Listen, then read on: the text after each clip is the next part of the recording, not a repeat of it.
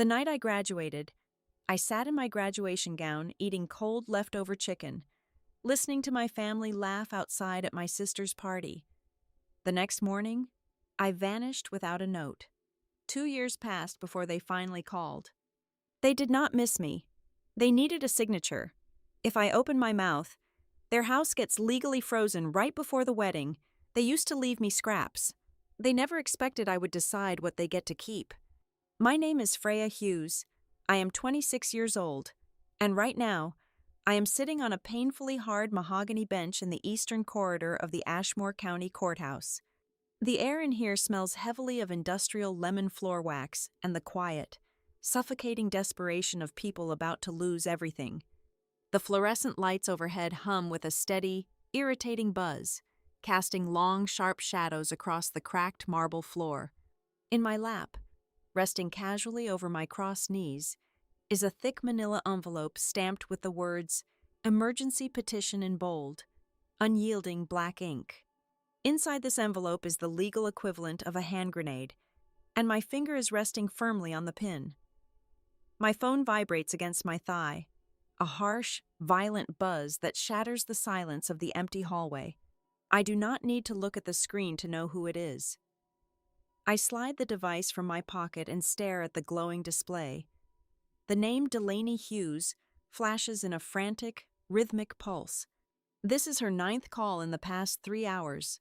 Before the calls, there were 12 text messages, each one escalating in panic, bargaining, and poorly disguised hostility. I watch the screen light up, tracking the seconds as the call goes to voicemail. Just like the 8 calls before it, I need to make one thing absolutely clear from the very beginning. If you're sitting there waiting for a heartwarming story about the prodigal daughter returning home, you should walk away now. This is not a tale of emotional redemption. There will be no tearful embraces on a front porch, no sweeping apologies under a setting sun, and no miraculous healing of old family wounds. I did not vanish for 2 years only to come rushing back, because blood is supposedly thicker than water. My family did not spend the last 24 months missing my laugh, my presence, or my voice. They did not miss me at all. They only remembered my existence because a title company ran a background check, and suddenly, my signature became the only thing standing between them and total financial ruin. They called because they need access, and they called because they need money, to understand the exact temperature of the ice running through my veins today. You have to understand the night I left. Let me paint the picture for you with the precision of a scalpel. It was the evening of my college graduation. I had spent 4 years grinding through a dual degree in data analytics and accounting, working night shifts, taking on massive student debt, and fighting for every single grade. I walked across the stage, accepted my diploma, and looked out into a sea of cheering families, searching for a familiar face. There were none. I drove back to my childhood home in my graduation gown, the stiff mortarboard cap still pinned to my hair, carrying the expensive leather-bound folder that held my degree. I expected at least a quiet dinner, perhaps a cake. What I found was a house overflowing with unfamiliar cars. When I walked through the back door into the kitchen, the space was empty, but the backyard was entirely illuminated. Through the glass doors, I could see my parents holding up champagne flutes. I could hear my father laughing his booming, performative laugh. A massive banner hung across the patio. It did not say "Congratulations on your graduation." It said "Congratulations Delaney and Reed on your engagement." My sister had gotten engaged, and my parents had thrown an impromptu, lavish party on the exact day I graduated. They had not simply forgotten my milestone, they had actively overwritten it. I stood there in the dark kitchen, the fabric of my graduation gown catching the faint glow of the refrigerator light. The house felt violently cold despite the warm May evening outside. I walked over to the kitchen island. Sitting alone on the granite countertop was a single paper plate. On it were 2 pieces of leftover grilled chicken, tightly wrapped in aluminum foil, already sweating and cold. Stuck to the refrigerator door with a cheap plastic magnet was a torn piece of yellow notepad paper. It was a note from my mother. It was brief, sterile, and entirely transactional. It told me there was food in the fridge, that Delaney had big news, and it ended with a generic congratulations on my ceremony. It read like a sticky note you would leave for a temporary roommate you did not particularly like. I stood there listening to the clinking of crystal glasses and the roar of joyous applause coming from the backyard. I did not cry. A sudden sharp click echoed in my mind, a physical sensation of a switch flipping completely off. My emotions flatlined. I ate the cold chicken in my graduation gown, packed my bags in complete silence, and walked out the door the next morning before the sun even rose. I left no dramatic letters. I slammed no doors. I simply evaporated. But here is the twist, the glorious, razor-sharp edge of the joke that my family did not realize they were playing on themselves. That pathetic little yellow sticky note was not just an emotional insult, it was a physical barrier. Because of the careless, hasty way my mother had slapped it onto the refrigerator, it completely covered another envelope pinned underneath it.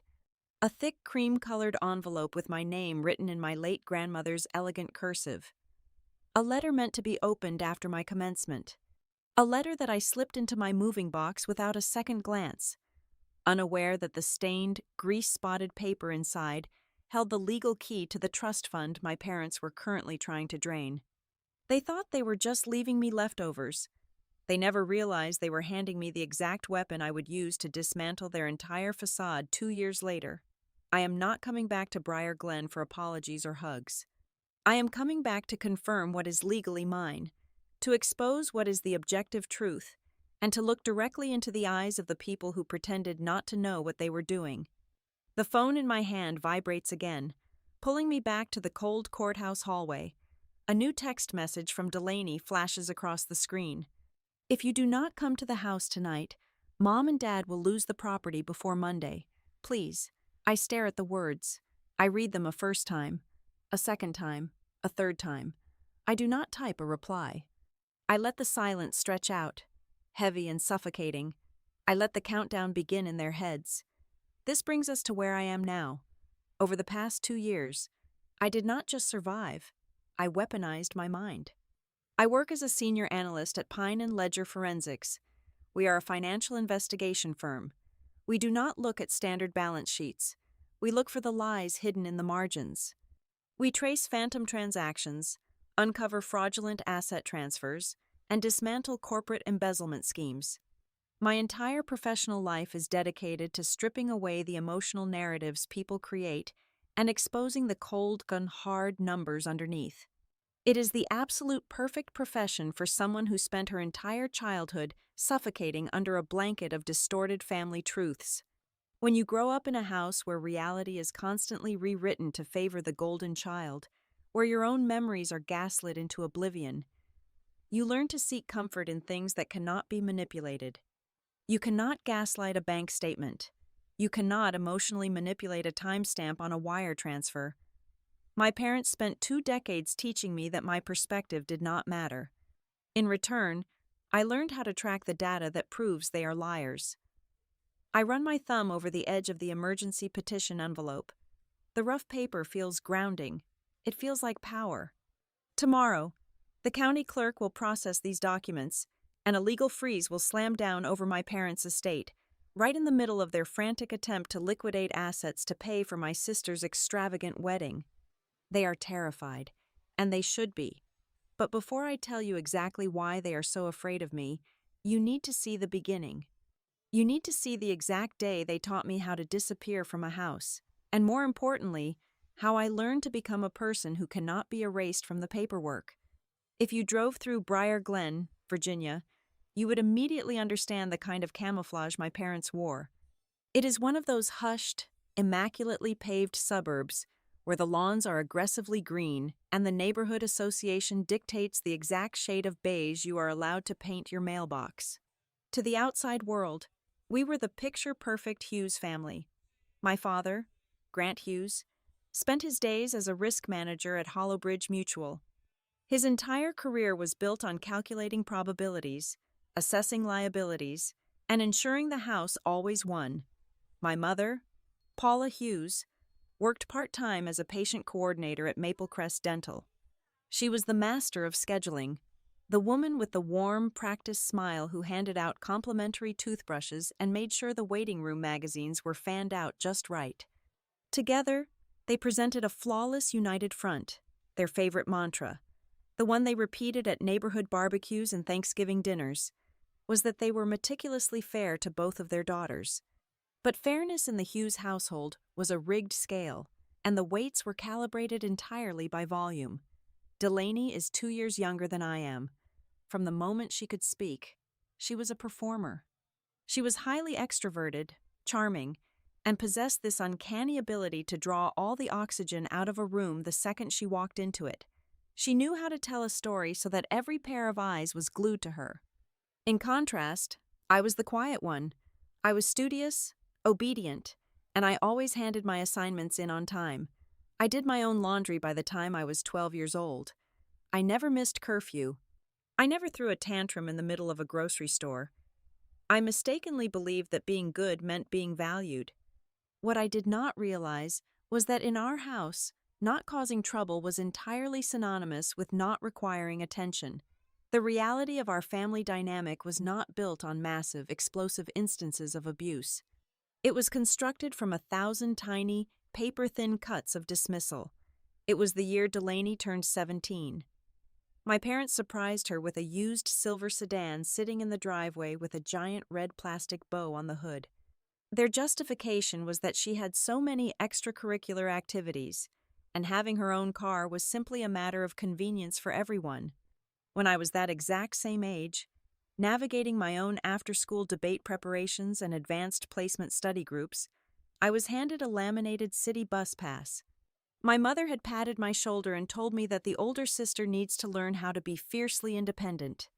When I won a partial academic scholarship to a highly competitive summer program, saving the family thousands of dollars, my father glanced up from his tablet, said a clipped, "Good job, honey," and immediately went back to reading the financial news. When my independent research paper on regional supply chain economics was selected for publication in the university internal journal, my mother smiled politely, nodded, and asked if I could set the dinner table. But when Delaney was chosen for the junior varsity spirit committee, it was treated like a royal coronation. My parents booked a table at an upscale Italian restaurant downtown, bought her an expensive celebratory dress, and spent 45 minutes taking flash photography on the front porch. Every minor social victory of hers was elevated to a monumental family event. Every major academic milestone of mine was treated as basic, expected maintenance.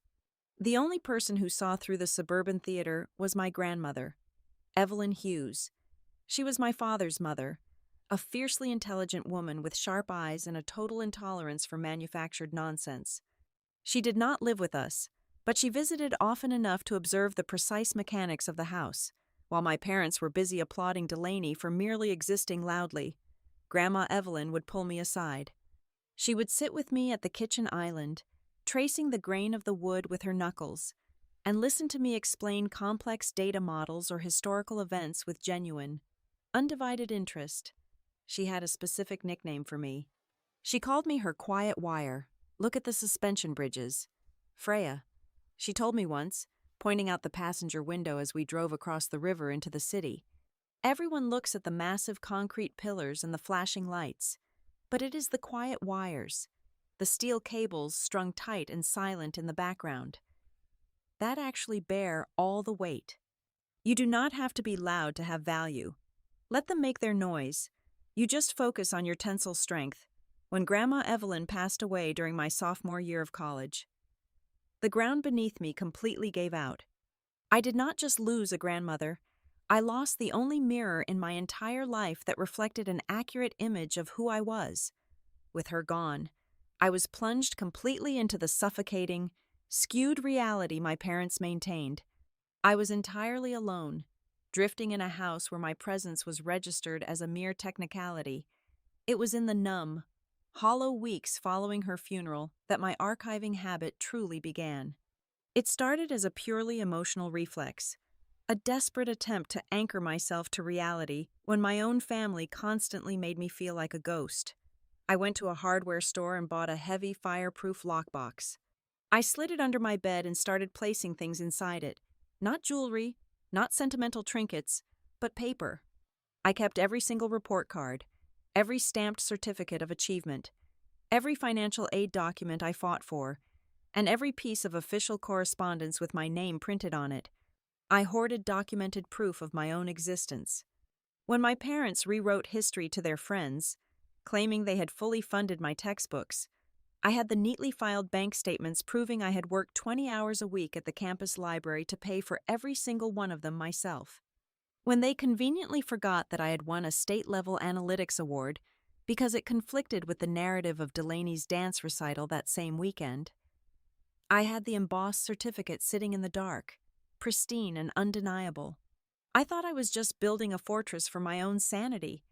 I thought I was simply collecting the scattered pieces of my self-worth and locking them away where my mother and father could not accidentally sweep them into the trash. I had absolutely no idea that this obsessive, quiet archiving, this desperate need to hold on to the physical paper trail of my life, was actively training my brain for the exact career I have now. I was teaching myself how to build an impenetrable chain of custody. What started as an emotional defense mechanism against a family that constantly erased me was slowly, quietly transforming into the ultimate forensic tool. The habit I formed to protect my feelings became the very mechanism I would eventually use to freeze their assets. The air on the campus of Blue Ridge Commonwealth College that Saturday afternoon was thick, carrying the oppressive humidity of late spring and the overwhelming scent of trampled grass. I was seated in the middle of a sea of folding chairs, wearing a heavy black gown that trapped the heat against my skin. Around my neck hung the gold-braided cord, signifying that I was graduating with high honors in accounting and data analytics. For 4 years, I had mapped data infrastructures, modeled financial projections, and balanced complex corporate ledgers until my eyes burned. This was the culmination of thousands of hours of silent, solitary work. I had done everything within my power to ensure my parents could not use ignorance as an excuse. 3 weeks prior to the ceremony, I had printed the official itinerary on premium cardstock. I highlighted the exact time my department was scheduled to walk, circled the designated visitor parking lot, and pinned the paper securely to the corkboard directly next to the kitchen coffee maker. They had to look at it every single morning while waiting for their espresso to brew. There was zero margin for error. Yet, as the commencement speaker droned on about future endeavors and changing the world, my eyes remained locked on Section 4 of the bleachers. That was the designated seating area for the families of the accounting department. I scanned the rows, methodically checking every single face. Row 10 was full. Row 11 was full. I kept looking for my father's familiar posture, my mother's bright summer blouse, or even Delaney's distracted, glowing face staring down at her phone. Nothing. As the first hour passed, my brain went into overdrive, desperately constructing logistical safety nets for them. I told myself there was an accident on the interstate backing up traffic for miles. I reasoned that my mother had accidentally navigated to the wrong entrance gate and they were currently arguing with a campus security guard. I clung to the absolute certainty that they were just running late. But as my row was instructed to stand, and as I walked up the wooden steps to the stage, the reality began to settle in my stomach like a block of concrete. They called my name. The amplified voice echoed across the quad. A few polite claps came from strangers. I accepted the leather-bound folder, shook the dean's hand, and walked down the opposite stairs. The seats in Section 4 remained completely empty. The drive back to Briar Glen was suffocatingly quiet. I kept the radio off, the heavy diploma resting on the passenger seat next to me. I rehearsed what I would say when I walked in. I prepared myself for their rushed apologies, the frantic explanations about a dead car battery or a sudden, unavoidable crisis at my mother's dental clinic. But when I turned the corner onto our street, I was forced to hit the brakes. The entire block was lined with vehicles. There were SUVs parked up onto the curbs, sleek luxury sedans blocking the fire hydrants, and a catering van idling right in front of our driveway. For one brief, incredibly dangerous second, my heart accelerated. A treacherous, pathetic wave of hope washed over me. I gripped the steering wheel, staring at the sheer volume of cars. A surprise party. They had skipped the agonizingly long, boring ceremony in the heat to organize a massive surprise party for me at the house. It was the only logical explanation for this level of pageantry. It was the first time in my entire adult life I allowed myself to believe they had secretly prioritized me. I parked 2 blocks away and walked back, still wearing my graduation gown, the stiff mortarboard cap securely on my head. I walked up the driveway and let myself in through the side door that led directly into the kitchen. The house was vibrating with bass from a sound system set up on the back patio. Through the large glass doors, the backyard was a blur of motion and color. My parents had hired professional waitstaff. Trays of expensive hors d'oeuvres were floating through a crowd of well-dressed guests. And then, I looked up. Strung across the entire length of the deck, fluttering in the early evening breeze, was a massive, professionally printed vinyl banner, Delaney and Reed, to new beginnings. My breath caught in my throat. Standing near the center of the patio was my sister, wearing a stunning white cocktail dress, holding up her left hand to a group of gasping women. Beside her stood Reed Halston, the heir to the largest commercial real estate firm in the county. My parents were hosting a lavish, catered engagement announcement party. They had planned it, funded it, and executed it on the exact day, at the exact hour, of my college graduation. I stood paralyzed in the kitchen. For a full 10 seconds, nobody outside noticed me. I was a phantom haunting my own home. I watched my father clap Reed's father on the shoulder, throwing his head back in a booming, joyous laugh that I could hear perfectly through the glass. He looked so incredibly proud. He looked like a man celebrating the most triumphant day of his entire life. I slowly turned away from the glass. The kitchen island was covered in empty catering boxes and discarded wrapping plastic.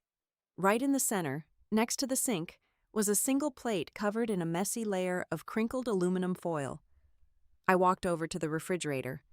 A torn piece of yellow notepad paper was pinned under a plastic magnet shaped like an apple. I read the handwriting. It was my mother's sharp, hurried script. Freya, food in the fridge. Delaney has big news. Congrats on your ceremony, Mom. It was the tone that struck me first. It was not apologetic. It was entirely sterile. It was a logistical update left for a hired hand, a polite post-it note left for a tenant who simply occupied a room down the hall. I pulled the foil back from the plate. It was a portion of dry, leftover chicken, and a scoop of wilted salad. I stood alone in the quiet kitchen, the heavy fabric of my graduation gown brushing against the cabinets.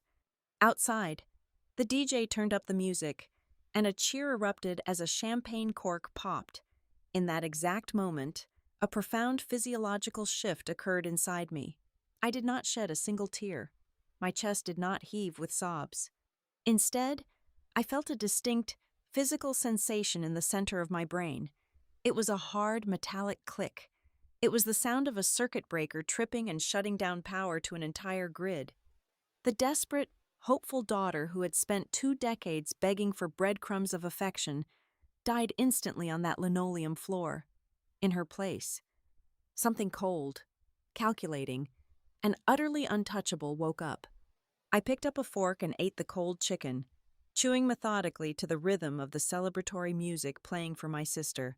Later that night, long after the guests had left and the house was dark, I went back down to the kitchen to throw my disposable plate into the trash.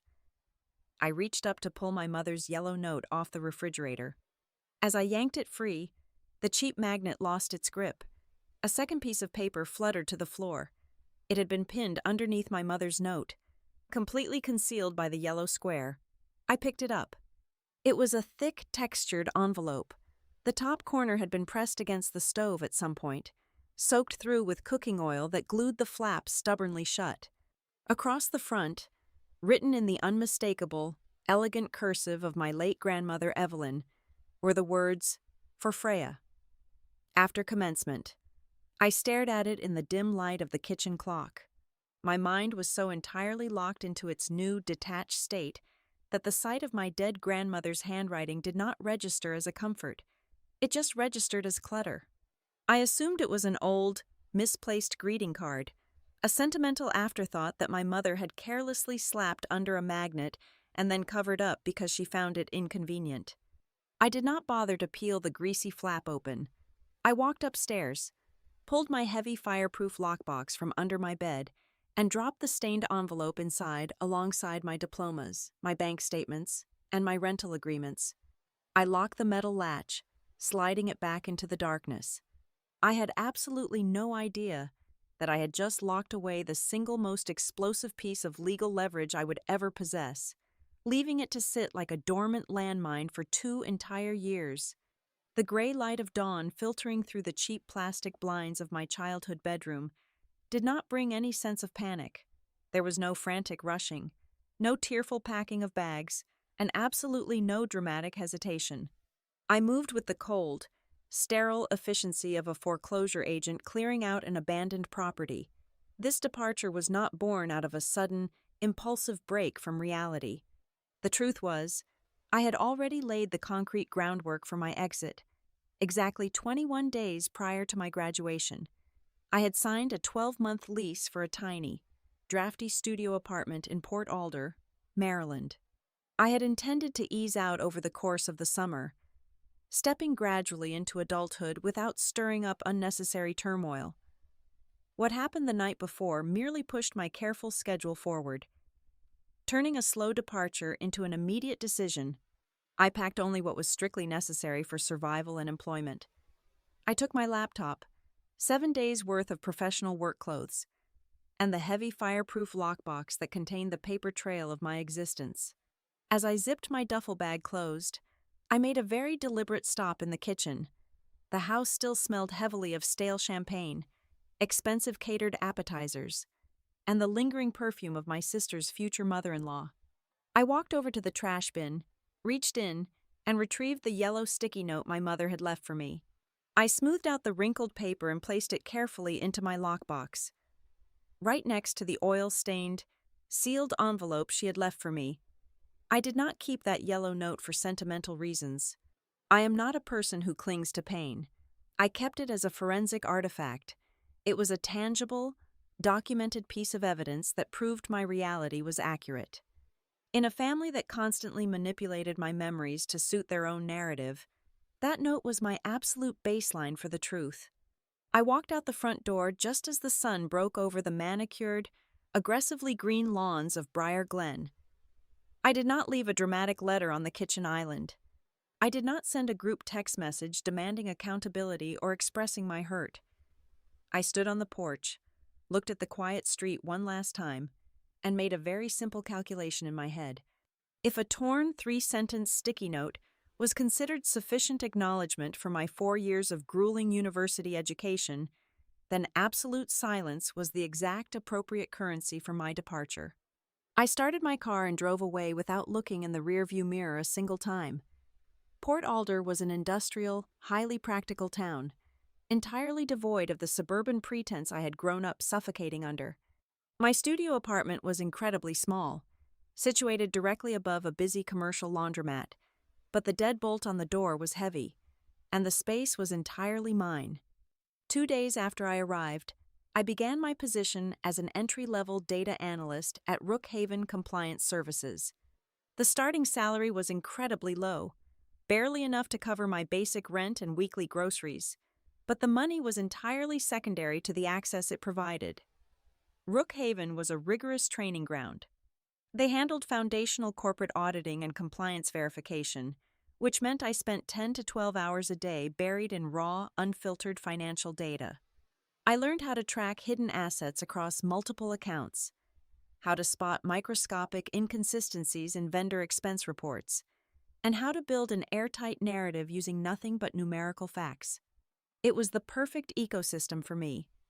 Numbers have absolutely no ego. Ledgers do not lie to protect their favorite child, and balance sheets do not attempt to gaslight you when you point out a discrepancy. It took exactly 48 hours for someone in my family to realize I was missing. I was sitting at my small dining table, reviewing a dense spreadsheet, when my phone screen lit up with a text message from my mother. I stared at the notification, feeling a strange, clinical curiosity about what her opening move would be. I opened the message. It did not ask where I was. It did not ask if I had arrived safely at whatever destination I had chosen. It read, "Delaney is packing for a weekend trip with Reed. Did you accidentally take the black rolling suitcase and your spare phone charger? She really needs them. Let me know." I read those 3 sentences over and over again, a year earlier. A message like that would have completely crushed me. It would have sent me into a devastating spiral of agonizing self-doubt and sorrow. But sitting there in my quiet apartment, listening to the hum of the washing machines downstairs, I felt absolutely nothing but a profound, sweeping sense of clarity. There was no lingering pain. The last invisible, desperate thread connecting me to their house simply snapped. They did not view my sudden absence as the heartbreaking loss of a daughter. They viewed it as a mild logistical inconvenience. Over the next 7 days, my phone registered a handful of missed calls from my father. I did not answer a single one. I let them all go straight to voicemail. When I finally sat down to listen to the recordings, his tone was not frantic, worried, or apologetic. It was sharp, clipped, and deeply annoyed. He lectured the recording machine about my severe lack of professional courtesy, complaining that it was incredibly rude to leave without discussing my itinerary with the household. He framed my disappearance as a behavioral infraction, a slight against his authority that disrupted the peace of his home. I deleted every single audio file the exact second his voice stopped speaking. The final attempt at contact came directly from my sister. On the 9th day of my absence, Delaney sent a private text message. It was short and demanding. "What is going on with you? Why are you acting like this?" For my entire life, I had been the designated emotional shock absorber for my family. If Delaney was confused, it was my job to patiently explain the situation. If my parents were unreasonable, it was my job to absorb the impact and smooth it over so everyone else could remain comfortable. I stared at her question, clearly recognizing the old, familiar trap waiting for me to step into it. The old Freya would have immediately drafted a 6-paragraph response, carefully managing her sister's feelings while desperately trying to justify my own existence. I placed my fingers on the keyboard. I typed out exactly 6 words and hit send. "You know exactly what is going on." I turned off my phone, placed it face down on the table, and turned my attention back to my auditing spreadsheets. I made a quiet, unbreakable vow to myself right then and there. I was completely done being the compliant, invisible shadow standing in the background of their brightly lit lives. I was done accepting the scraps they deemed me worthy of receiving. I promised myself that if I ever crossed the city limits of Briar Glen again, I would not return as the obedient, quiet older sister, hoping for a crumb of validation. I would return as a person who holds all the leverage. I would come back with the absolute authority of irrefutable data, with a voice that refuses to be silenced or talked over, and with a meticulously built file of evidence in my hands. I was no longer the girl they could leave behind in a kitchen. I was becoming the architect of my own undeniable reality. I threw myself entirely into the foundational auditing work at Rookhaven Compliance Services. The pay was abysmal, barely covering the cost of electricity and basic groceries, but the sheer volume of raw data flowing across my desk was an absolute goldmine. I routinely worked 60 hours a week, voluntarily taking on the overflow files that the senior analysts found too tedious to untangle. It did not take long for me to realize that I possessed a highly specific, almost unnatural talent for financial reconciliation. I could look at thousands of line items spanning dozens of pages and immediately spot the single anomaly. I could trace a buried invoice through 3 different shell accounts and find exactly where a legitimate business expense had been creatively relabeled to cover up executive theft. This was not magic, and it was not merely the result of a good university education. This hypervigilance was a direct byproduct of my upbringing. When you spend your entire life surviving in a household where your parents constantly rewrite history to benefit themselves, where absolute selfishness is routinely mislabeled as fairness, you develop a predatory instinct for inconsistencies. I knew exactly how liars categorized their secrets, because I had been raised by two masters of the craft. I approached every corporate balance sheet the exact same way I used to approach my family dynamic. I never listened to the narrative the executives provided in the summary reports. I only looked at the raw, unfiltered behavior of their money.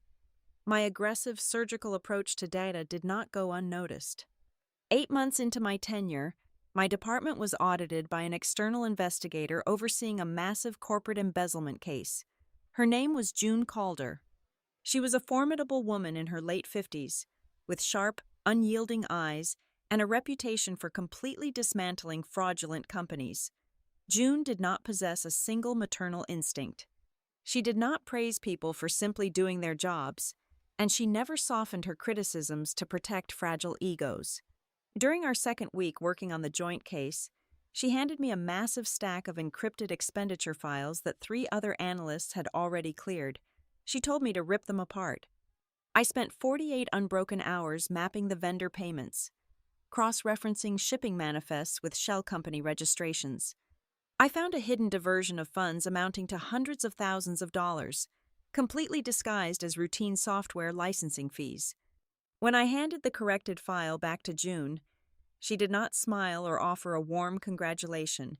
She simply looked over the undeniable proof, closed the folder, and offered me a position at her firm, Pine and Ledger Forensics. It came with a massive salary increase, a demanding travel schedule, and a brutal caseload focused entirely on internal corporate fraud and high-stakes asset disputes. Before I left her temporary office that day, June looked at me across the table and delivered a sentence that permanently anchored my professional philosophy. She told me I was not just good with numbers. She said my true edge was that I was exceptionally good at seeing exactly who was using emotional manipulation to hide the numbers. She recognized the cold, detached predator in my analytical process, and she gave me the perfect environment to sharpen my teeth. The financial stability provided by Pine and Ledger completely transformed my daily reality. Over the next 12 months, I aggressively paid off 30% of my outstanding student loan debt. I moved out of the drafty studio above the laundromat and signed a lease for a bright, quiet apartment with floor-to-ceiling windows overlooking the city. I built a life dictated entirely by my own structured choices. My alarm went off at exactly 5 in the morning. I ran 5 miles along the waterfront. I brewed my coffee at exactly 6:45. I lived in total, glorious predictability. The absolute greatest luxury of my new life was the profound silence of my apartment. I no longer had to walk through a front door and immediately gauge the emotional weather of the room. I never had to calculate whether my presence was an annoyance or an asset. It was during this period of intense, focused stability that the first warning siren sounded. Part of my personal financial routine involved running a comprehensive credit check on myself every 90 days. It was a standard security practice in my line of work. One Tuesday evening, while reviewing my quarterly Equifax report, I spotted a hard inquiry that made my blood run entirely cold. It was a formal request for a background credit pull originating from a regional community bank located directly in the center of Briar Glen. The inquiry was categorized under mortgage refinancing. The contact information attached to the request was my old childhood phone number and the primary address of my parents' house. I did not immediately jump to the conclusion of identity theft, nor did I experience a panic attack. My training completely overrode my personal history. I approached the anomaly like a Pine and Ledger case file. Someone, almost certainly my father, had attempted to use my name and my heavily improved credit score as a potential guarantor or co-signer for a loan restructuring program. They had not completed the process, likely because the bank required my physical signature or a direct verbal confirmation. But they had tested the waters. I did not call my parents to scream at them. I did not send an angry email demanding an explanation. Instead, I quietly and methodically placed a highly restrictive fraud alert across all 3 major credit bureaus. I locked down every single piece of my financial identity. The following morning, I walked into the office, sat down with one of our senior legal researchers, and casually asked for the exact administrative procedure required to legally subpoena the underlying application documents generated by a rejected bank inquiry. I drafted the request, saved the template to my secure server, and waited. Simultaneously, the digital silence from my family began to break. Delaney started messaging me with increasing frequency. The tone of her texts had shifted drastically over the past year. She was no longer sending me passive-aggressive photos of expensive dinners or bragging about her upcoming wedding plans with Reed Halston. Her messages were long, erratic, and steeped in anxiety. She complained bitterly about the suffocating atmosphere inside the Briar Glen house. She told me our father was constantly irritable, snapping at everyone over minor utility bills and refusing to discuss the rising costs of the wedding venue. She mentioned that our mother had adopted a constant, weeping narrative of martyrdom, repeatedly reminding Delaney of all the massive financial sacrifices they were making to ensure her happiness. Reading her messages, a profound and liberating realization washed over me. The absolute silence my family had maintained for the first year of my absence was not because they had successfully moved on without me. It was because the momentum of their lives had initially carried them forward. But now, gravity was setting in. They were finally feeling the massive, gaping void I had left behind. For 2 decades, I had been the silent shock absorber. I was the person who anticipated the problems, managed the logistical details, and absorbed the ambient anxiety so they could perform their perfect suburban play without interruption. With the invisible gear removed from the machine, the entire engine was beginning to tear itself apart. They were not reaching out because they suddenly remembered they loved me. They were reaching out because the structure of their reality was fracturing, and they desperately needed their designated manager to come back and fix the foundation before it completely collapsed. The call came through on a Thursday evening, just past 9 o'clock. I was sitting at my kitchen island, cross-referencing a sprawling corporate ledger on my secondary monitor, when the harsh vibration of my phone broke the quiet of the apartment. The caller ID displayed Delaney. I almost let it go to voicemail, expecting another long, rambling text message about wedding floral arrangements to follow, but something in the rhythm of the ringing felt different. It was persistent and urgent. I answered on the 5th ring, keeping my voice entirely neutral. Before I could even offer a greeting, the sound of ragged, hyperventilating breaths filled my ear. Delaney was in a state of absolute, unadulterated panic. She was not crying for attention. She was weeping out of genuine, raw terror. It took me several minutes of sharp, focused questioning to pull the coherent narrative out of her frantic sentences. The facade of the perfect Briar Glen family had not just cracked, it had completely shattered. My father, the man whose entire identity was built on calculating corporate safety, had been quietly terminated from Hollowbridge Mutual nearly 6 months ago. He had been pretending to go to the office every single morning to keep up appearances. My mother had her hours drastically reduced at the dental clinic, a fact she had desperately hidden behind the excuse of taking more time off to plan the wedding. But those were just the precursor details. Delaney finally choked out the actual crisis.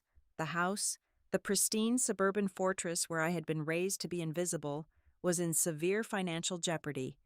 They were exactly 3 billing cycles behind on the primary mortgage. The bank had already issued the preliminary notices of default. In a frantic bid to stop the foreclosure process and somehow keep the lavish wedding to Reed Halston completely funded, my parents were in the middle of a desperate negotiation to sell a parcel of land to raise immediate, liquid cash. The forensic auditor inside my brain instantly took over. My posture straightened. The emotional sister vanished, entirely replaced by the Pine and Ledger professional. I asked a single, highly specific question. Which piece of land? The silence on the other end of the line was heavy and thick with guilt. I could hear Delaney swallow hard. She stammered, her voice dropping to a defensive whisper. She told me it was the undeveloped lakefront property Grandma Evelyn had owned. My mind violently slammed the brakes. That made absolutely no logical sense. Evelyn Hughes was a woman of fastidious, unbreakable order. She kept carbon copies of every single receipt she ever signed. I had operated under the firm assumption that the lake property had been liquidated shortly after her death to cover the estate taxes. The idea that a major, high-value asset had just been sitting dormant, completely unmentioned, was a mathematical impossibility in our family ecosystem. I pressed Delaney harder, stripping away all the conversational pleasantries. I demanded to know exactly why she was calling me about a real estate transaction. Delaney broke down entirely. She confessed the exact detail my parents had been desperately trying to keep buried. The sale of the lakefront lot was completely stalled. The title insurance company had flagged the transaction during the final diligence phase. The property was not solely in my father's name. The county records explicitly showed that the land was bound by an old transfer clause, and I was legally listed as a co-beneficiary. To legally transfer the deed to a new buyer and release the funds, the closing agency required my direct, notarized signature. The pieces of the puzzle aggressively locked into place, forming a picture so utterly cynical it took my breath away. The sudden barrage of text messages, the attempts to pull my credit report, the passive-aggressive guilt trips about family unity, absolutely none of it had been about missing me. It was never about repairing a broken bond. They were financially cornered, terrified of being exposed as frauds in front of the wealthy Halston family, and they needed my signature to facilitate their bailout. Delaney began to beg. She pleaded with me to just drive down to Briar Glen for one afternoon. She tried to soften the blow, defending our parents out of pure habit. She insisted that they were just under a lot of stress, that they had meant to tell me, and that if I just came home and talked to them, we could make everything peaceful again. It was a staggering display of moral conflict. Delaney was not an inherently evil person. She was merely a byproduct of their environment. She was terrified of her wedding being canceled and the public humiliation that would follow. But even in her terror, she was still instinctively trying to shove me back into my designated childhood role. She wanted me to be the quiet, obedient shock absorber who would sign away my legal rights just to keep the family comfortable. I did not offer a comforting lie. I did not yell. I kept my voice as cold and flat as a polished marble floor. I told her I would not agree to anything over the phone. I gave her exactly 48 hours to consider her next move. I stated my terms with absolute clarity. I told her that if I get involved, I will get involved as someone reading the file, not as someone swallowing resentment. I terminated the call without waiting for her response. The silence of my apartment returned, but the air felt entirely charged. I stood up from my desk and walked directly into my bedroom. I pulled the heavy fireproof lockbox from my closet and placed it on the mattress. The metal latch clicked open with a sharp, satisfying snap. I bypassed my university degrees and the stacked bank statements. Reaching straight for the bottom, I pulled out the thick, cream-colored envelope. It was the letter my grandmother had left for me, the one that had been hidden under my mother's dismissive sticky note on my graduation night. The flap was still stubbornly glued shut by the old, polymerized cooking oil that had seeped into the paper 2 years ago. I carried the envelope into the bathroom and plugged in my hairdryer. I set it to the lowest, warmest setting and held the nozzle a few inches away from the paper. I worked meticulously, letting the gentle, sustained heat slowly soften the ancient grease. After 10 minutes, the adhesive bond finally surrendered. With extreme care, I slid my thumbnail under the flap and peeled it back. The paper parted with a faint tearing sound. I slid the heavy, folded stationery out into my palm. I opened it and looked at the elegant cursive writing. The ink was slightly faded, but the words were sharp and undeniable. I read the first half of the opening line. If you are reading this after graduation, your grandmother did not forget what was promised. I did not sleep that night. The next morning, I did not drive down to Briar Glen to engage in a screaming match with my parents, and I certainly did not return my sister's frantic phone calls. Instead, I took a personal day from Pine and Ledger Forensics, put on a perfectly tailored charcoal suit, and drove to the downtown district to visit the glass-paneled offices of Whitlock Estate Law.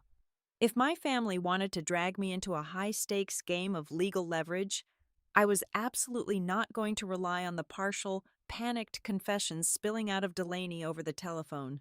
I needed the objective truth. I hired Mara Whitlock. She was a senior partner specializing in complex estate disputes, possessing a reputation for being entirely ruthless and immune to emotional manipulation. I paid her retainer and gave her a very specific, uncompromising directive. I instructed her to bypass my family entirely and pull my late grandmother's complete, unredacted probate file directly from the county archives, including every single asset annex, trust addendum, and financial schedule. It took Mara exactly 3 days to compile the official records. When I returned to her conference room on a rainy Tuesday afternoon, she did not offer me coffee or pleasantries. She simply slid a massive, heavy binder across the polished mahogany table. What I found inside those meticulously tabbed pages was not just a record of hidden real estate, it was a forensic timeline of my parents' absolute financial betrayal. There were 3 major discoveries, each one striking my analytical mind with the heavy, precise impact of a swinging gavel. The first discovery completely rewired my understanding of my own past. Grandma Evelyn had quietly established a private family education fund several years before her death. I was explicitly named as the primary beneficiary. The capital in that account was specifically designated to cover my postgraduate tuition or to serve as initial seed money for an independent business venture, strictly contingent upon my successful completion of a 4-year undergraduate degree. My parents, Grant and Paula, were only listed as temporary custodians. They had absolutely zero ownership of the money. They were merely the legal gatekeepers, legally obligated to manage the account and report all expenditures to the estate. The second discovery was the one that made the blood freeze in my veins. The official ledger for the education fund revealed multiple, massive cash withdrawals occurring over the past 2 years. Every single transaction was vaguely coded under the administrative label of educational advancement. However, when Mara cross-referenced those withdrawals with the mandatory attached invoices, the facade completely crumbled. There was no tuition paid. There were no academic grants. The submitted receipts were for luxury catering companies, massive security deposits for an upscale wedding venue, and aggressive, lump sum payments made directly to Delaney's personal credit cards. My parents had systematically siphoned the money meant to secure my future in order to bankroll the extravagant, loud illusion of my sister's perfect life. The third revelation centered directly on the lakefront property Delaney had been weeping about. The land was not held directly in my name, which perfectly explained why my quarterly credit monitoring had never flagged a property tax discrepancy. Grandma Evelyn was a brilliant woman who knew exactly who her son was. She knew Grant and Paula would eventually face financial ruin and attempt to liquidate every family asset to maintain their suburban camouflage. To prevent them from selling the land out from under us, Evelyn had placed the parcel into an irrevocable trust. The restrictive covenants of that trust mandated that any transfer of the deed required the direct, notarized consent of both living granddaughters. My parents could not sell it without me. Mara leaned back in her heavy leather chair, tapping her silver pen against her legal pad. She looked me dead in the eye and delivered a very flat, professional warning. We were standing on the precipice of a massive civil and estate dispute. She explained that if I authorized her to file a formal notice of disputed interest with the county clerk before their scheduled closing date, the entire real estate transaction would instantly freeze. There would be no deed transfer. There would be no liquid cash bailout for my parents. The wedding funding would hit a total legal gridlock. As if the estate fraud was not enough to process, my phone vibrated with an encrypted email from my own firm's internal research department. They had successfully acquired the hard copy of the rejected bank inquiry I had flagged weeks ago. I opened the file right there in Mara's office. It was a comprehensive debt restructuring application. My parents had been desperately trying to consolidate their massive, suffocating credit liabilities. Right there on page 4. Under the section for potential guarantors, they had utilized my old contact information and listed my current corporate income bracket. They had actively attempted to leverage my pristine credit history to save their sinking ship. The application had stalled because the underwriter legally required my physical signature, but their intent was undeniable. They were entirely willing to anchor me to their financial ruin without ever looking me in the eye. Any microscopic fragment of daughterly obligation I might have still harbored evaporated instantly. I locked my phone and reached into my leather tote bag. I pulled out the thick, cream-colored letter from Grandma Evelyn. I had only read the first few words the night Delaney called. Now, armed with the undeniable proof of my family's treachery, I unfolded the delicate paper and read the rest of her message. Her handwriting was incredibly steady. She wrote that she loved me fiercely, and because she loved me, she had to build a wall to protect me from the people who should have been doing the protecting. Then came the paragraph that physically knocked the wind out of my lungs. She wrote that she understood exactly how the Hughes household operated. She predicted, with terrifying, heartbreaking accuracy, that they would celebrate Delaney very loudly one day, and that I would likely be left to fold my graduation gown all by myself. She begged me not to let their blindness convince me that I was invisible. She wrote that being treated like an afterthought could harden a person into someone who keeps the truth with absolute discipline. It was a profound, devastating, emotional blow. The words cut incredibly deep, validating every single ounce of quiet agony I had carried for 26 years. She had seen the exact, cruel mechanism of my family. But reading that letter did not make me break down in tears. It did not make me weak. It made me feel incredibly dangerous. That letter was the final piece of armor I needed to go to war. I looked across the mahogany table at Mara. I did not raise my voice. I did not express a single ounce of emotional hysteria. I simply laid out my strategy. I told Mara that I was not going to engage in a messy, tearful public confrontation where my parents could gaslight me or twist my anger into a weapon to use against me. We were going to build an impenetrable fortress of boundaries and legal tripwires. From this exact second forward, I would not speak to any member of my family without a verified, neutral witness present. Every single piece of communication would be restricted to formal written emails, creating an undeniable, time-stamped paper trail. I would absolutely not entertain their emotional manipulation. I leaned forward and gave Mara my final instruction for the day. I told her to draft the notice of disputed interest immediately, keep it locked, loaded, and ready to file the second they try to force my hand. The countdown had officially started, and for the first time in my entire life, I was the one deciding when time was up. Returning to Briar Glen after 24 months felt like driving straight into a perfectly preserved museum dedicated entirely to my own suffocation. The aggressively manicured lawns, the identical pristine driveways, and the quiet, tree-lined streets rolled past the passenger window of Mara Whitlock's sleek sedan. I felt absolutely nothing. There was no wave of nostalgia, no tightening in my chest, and no lingering anxiety. I was completely armored. We did not drive to the 2-story colonial house where I had spent my entire life learning how to be invisible. Instead, we pulled into the vast, modern parking lot of Redline Title Services. This was neutral, sterile, corporate ground. It was a place designed for legally binding signatures and clinical asset transfers, utterly devoid of the sentimental traps my parents relied upon. We walked into Conference Room B on the second floor. Grant and Paula Hughes were already seated at the massive glass table. The heavy mahogany door clicked shut behind us with a definitive, inescapable thud. The moment they saw me, my parents immediately launched into their practiced, highly choreographed routine. They both stood up. My mother deployed her trembling, fragile smile, taking a tentative step forward with her arms slightly open, attempting to project the image of a wounded but fiercely loving matriarch. My father puffed out his chest, trying to summon the booming, jovial authority he used to command the dining room table.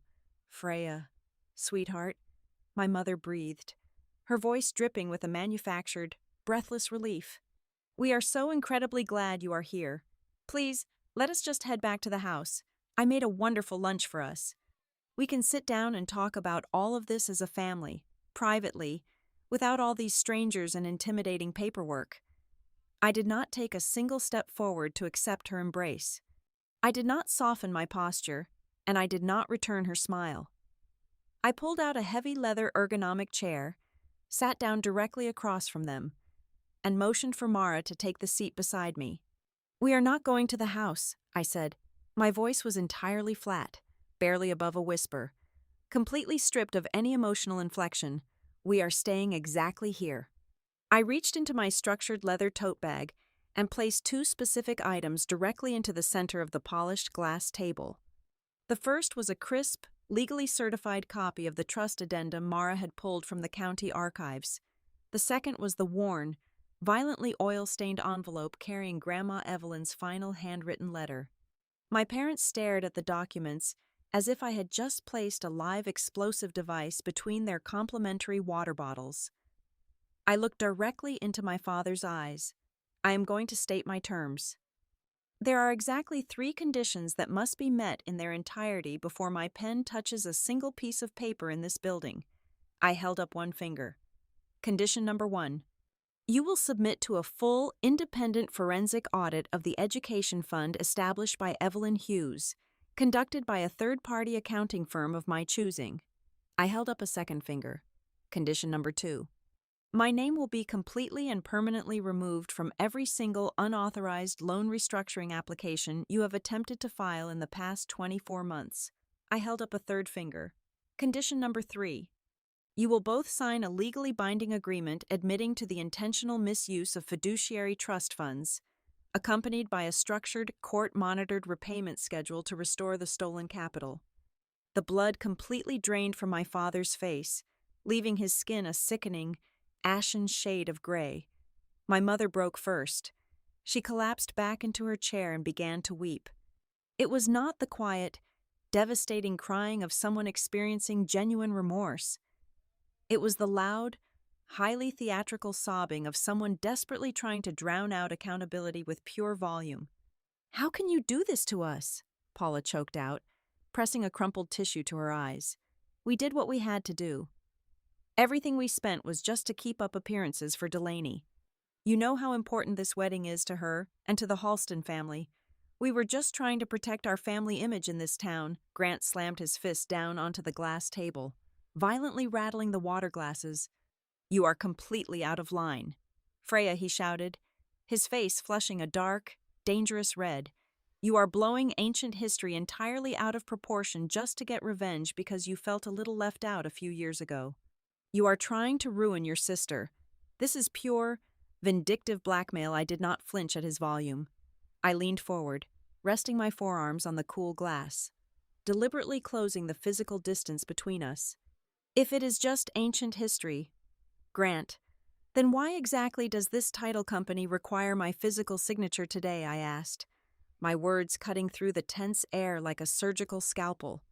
"If we are such a devoted, unified family, why did you only remember I exist when you suddenly needed to sell my land to save your own skin?"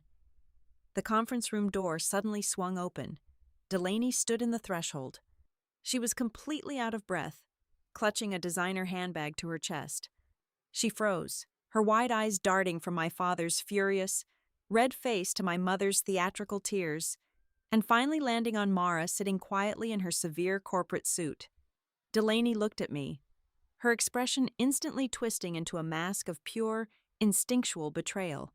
But as she slowly walked toward the empty chair at the far end of the table, her eyes fell on the documents. She saw the highlighted bank statements Mara had quietly slid out of her folder and arrayed across the glass. She saw the exact, irrefutable numbers detailing the drained education fund. She saw the catering invoices for her own engagement party cross-referenced with the stolen trust capital. For the very first time in her entire life, Delaney was looking at the raw, unforgiving data instead of listening to our parents' soothing, curated lies. I watched the profound realization physically wash over her face. She looked at our father, and the absolute, unshakable trust she had always held for him began to fracture right in front of my eyes. Grant noticed Delaney's hesitation. He completely panicked, reverting to the only defensive tactic he had ever known, brute force and social manipulation. He stood up abruptly, jabbing a trembling hand in my direction. "I am not signing a single piece of your extortion paperwork," he bellowed. "I will find another buyer.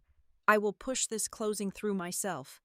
I will call every single relative we have in this state and tell them exactly what you are doing.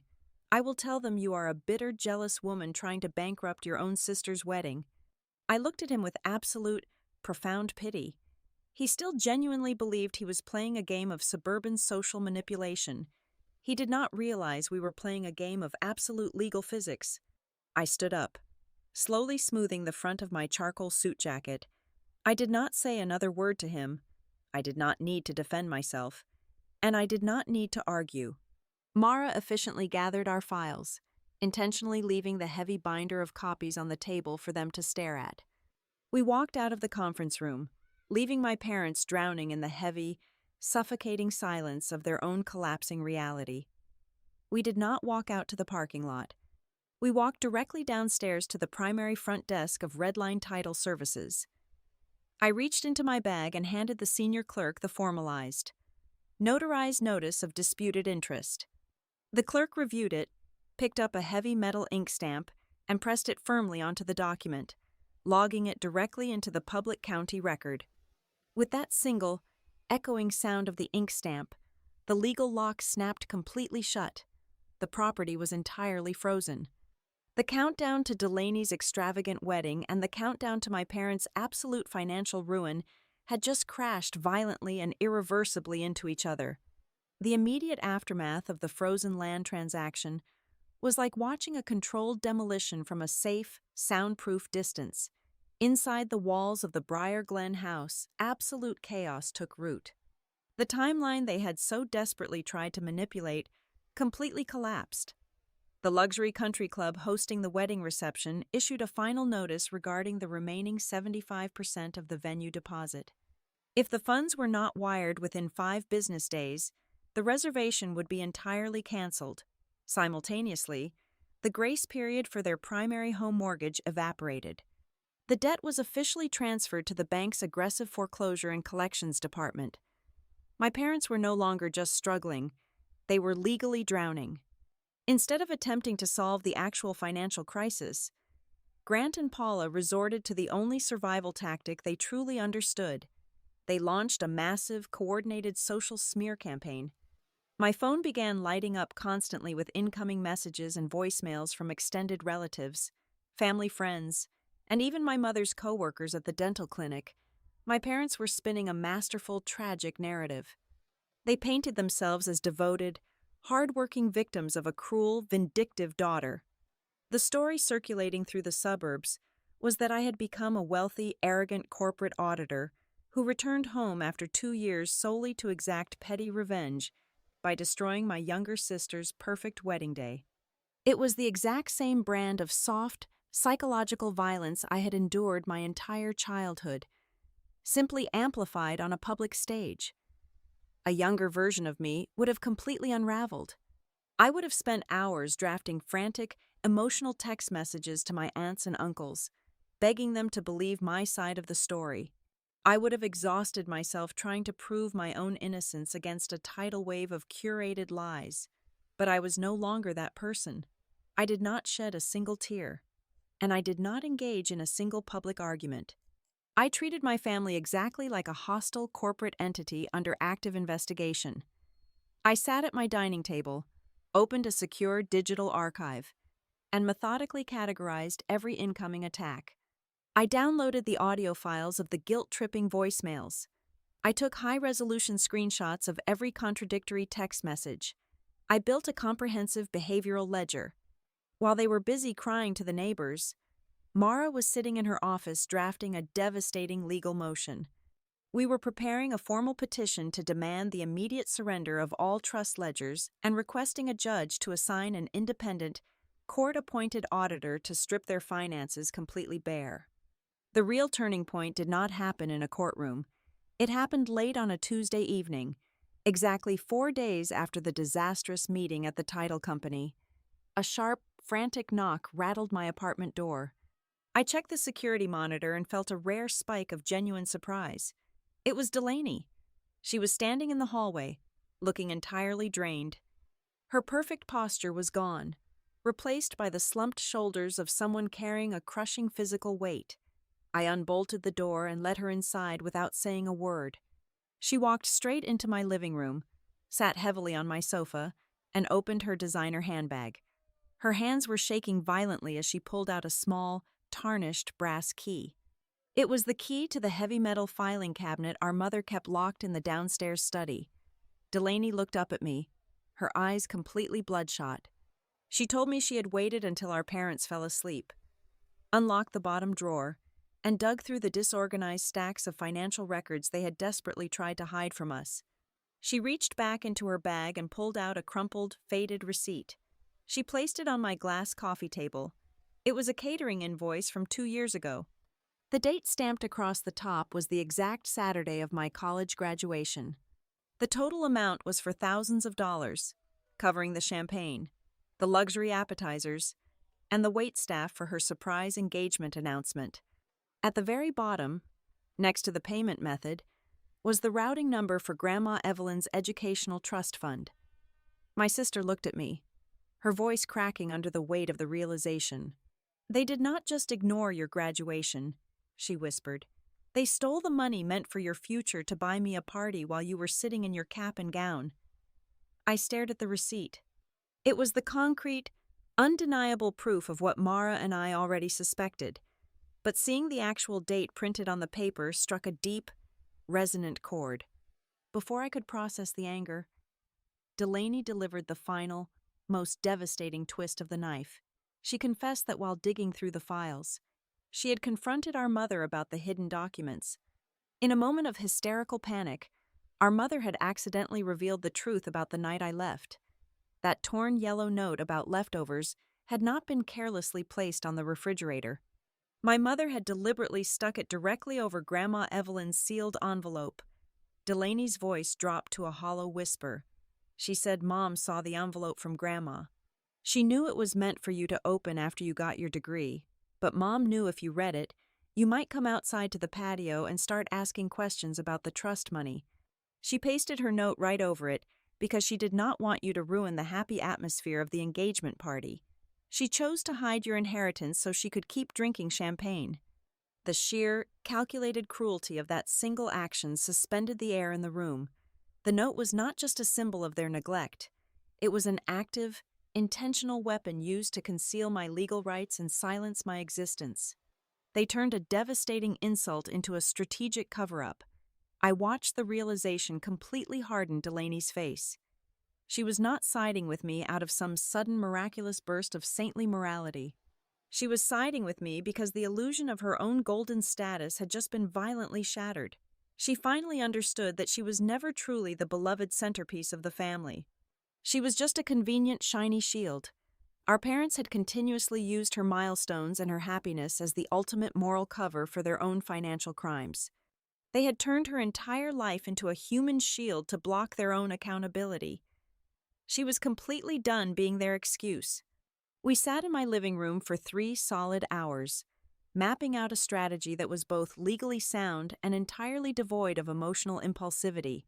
We were not going to show up at the wedding ceremony and cause a dramatic, screaming scene. That was exactly the kind of unstable behavior our parents were trying to project onto me. We needed a precise, undeniable strike. Delaney revealed our parents' desperate backup plan. With the bank loans frozen and the land sale blocked, they were planning to corner Reed's wealthy parents at the intimate rehearsal dinner scheduled for the following Friday. They were going to use the dinner to quietly ask the Halston family for a massive, temporary bridge loan, framing it as a minor cash flow issue caused by banking errors. They were going to drag her future in-laws into their fraudulent web. I looked at my sister, feeling the cold, analytical predator inside me lock onto the final target. We agreed on the execution. I would not block the rehearsal dinner. I would attend it. But I made my conditions absolutely clear. When I walk through the doors of that private dining room, I will not be arriving as the prodigal older sister hoping to fix a broken family. I will be walking in as the legal co-beneficiary of the Evelyn Hughes estate. I will arrive as the plaintiff who froze their assets, accompanied by my legal counsel, and most importantly, I will be holding the original, handwritten letter that my mother tried to bury under a plate of cold chicken. The private dining room at Cedar Hall Events was a masterclass in understated wealth. Crystal chandeliers cast a warm golden glow over heavy linen tablecloths, and the air hummed with the quiet clinking of expensive silverware and the soft murmur of polite conversation. It was Friday evening at 7 o'clock. My parents, Grant and Paula Hughes, were standing near the head table, holding flutes of champagne, beaming as they entertained Reed Halston's parents. From the doorway, I could see my father leaning in, likely preparing to pivot the conversation toward the temporary bridge loan they so desperately needed to cover up their financial ruin. I stepped through the heavy oak double doors. I did not storm into the room. I did not shout, and I did not dramatically throw my hands into the air. I simply walked in, wearing a sharp, tailored black suit, with Mara Whitlock walking silently one step behind me. The shift in the room was immediate. It was not caused by noise, but by the absolute freezing drop in atmospheric pressure. My mother spotted me first. Her practiced smile instantly collapsed, the champagne flute trembling in her grip. My father's booming laugh died in his throat. I walked directly to the center of the room, stopping right between the two families. I looked at the Halstons, offering a polite, brief nod, before turning my eyes entirely to my parents. "I need exactly 10 minutes of your time before the first course is served," I said. My voice was calm, perfectly modulated, and loud enough to reach every corner of the silent room. "I am not here to ruin a wedding. I am here to ensure my name is no longer used as a shadow asset to bankroll a fraudulent lifestyle, and to stop my sister from being used as a human shield for financial crimes." Grant took a step forward, his face flushing a dangerous, dark crimson. "Freya, this is completely inappropriate," he hissed, keeping his voice low to avoid a scene, though the entire room was already captive. "Get out of here right now. We are dealing with family matters. This is a legal matter," Mara interjected, stepping smoothly up beside me. She did not raise her voice either, but her tone carried the undeniable weight of a courtroom floor. She looked directly at Reed's father, a man who built his fortune on airtight contracts and transparency. "As the legal counsel representing Freya Hughes, I am formally notifying all parties present that the pending sale of the Briar Glen lakefront property has been legally frozen by the county clerk. Furthermore, a preliminary review of the Evelyn Hughes Educational Trust has revealed severe systemic misappropriation of capital by the designated custodians, Grant and Paula Hughes. If these matters are not resolved tonight, a formal petition for a court-appointed audit will be filed on Monday morning, opening this entire estate to public litigation." A heavy, suffocating silence dropped over the tables. Mr. Halston slowly set his drink down, his expression hardening into a mask of pure corporate caution.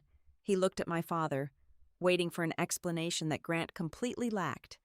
Cornered and stripped of his social camouflage, my father exploded. He abandoned the quiet hiss and resorted to full volume. "She is lying," he shouted, pointing a shaking finger directly at my face. "She is a bitter, jealous girl who has held a grudge for 2 entire years because she felt left out. She is doing all of this just to get revenge and destroy her sister's happiness out of pure spite." Before I could even open my mouth to reply, a chair scraped violently against the hardwood floor. Delaney stood up. Her face was pale, completely drained of the glowing bride persona she had worn for months. She looked at our father, her hands gripping the edge of the table so tightly her knuckles were white. "Stop lying to them, Dad," Delaney said. Her voice shook, but it did not break. She turned to look at Reed, then at his parents. They did not just forget her graduation, 2 years ago, on the exact day Freya graduated. They took the money from our grandmother's trust fund, money meant for Freya's future, and they used it to pay for my engagement party. I saw the receipts, I saw the bank routing numbers, and when Grandma left Freya a letter explaining the trust, Mom hid it under a sticky note about leftover food, so Freya would not make a scene and ruin my celebration. My mother let out a small, horrified gasp, covering her mouth with her hand. She looked at Delaney as if a stranger had just possessed her daughter's body. The Halston family stared at my parents in absolute, unvarnished disgust. People like the Halstons do not mind debt, but they absolutely despise fraud and public embarrassment. I reached into the inner pocket of my suit jacket. I pulled out the heavy cream-colored envelope, unfolded the delicate paper, and looked at my grandmother's handwriting. I did not read the entire letter. I only read the lines that mattered. Grandma Evelyn wrote this knowing exactly what this family was, I said, projecting my voice clearly. She wrote, "I know they will celebrate Delaney very loudly one day, and you will likely be left to fold your graduation gown all by yourself. Do not let their blindness convince you that you are invisible."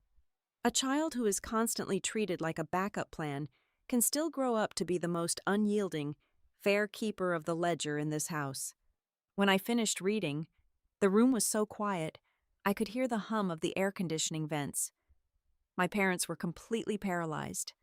The social mirror they had spent 26 years polishing had just shattered into a million undeniable pieces, reflecting nothing but their own greed and manipulation. Mr. Halston cleared his throat. He looked at Grant with cold, professional finality. "Grant, if there is even a fraction of a percent of truth to these allegations of trust fraud, my family will have absolutely nothing to do with your finances. You need to fix this right now." With their last hope of a secret bailout completely dead, all the fight drained out of my father, he practically collapsed into a nearby chair. Mara smoothly stepped forward, opening her leather portfolio. She placed the drafted settlement documents directly in front of him, sliding a silver pen across the table. The terms were non-negotiable.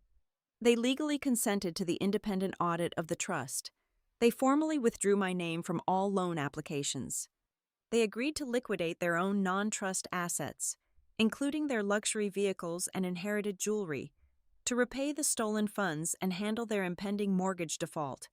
Grant and Paula signed every single page in trembling, humiliated silence. I did not leave them completely destitute, because my revenge was never about causing senseless cruelty. It was about establishing absolute control and irrefutable boundaries. I instructed Mara to release a temporary advance from my own accounts to cover the immediate legal and auditing fees, ensuring that Delaney's venue deposit was secured. I saved my sister's wedding, but I did not give my parents a single dime to save their house. They would have to face the foreclosure and the consequences of their own actions.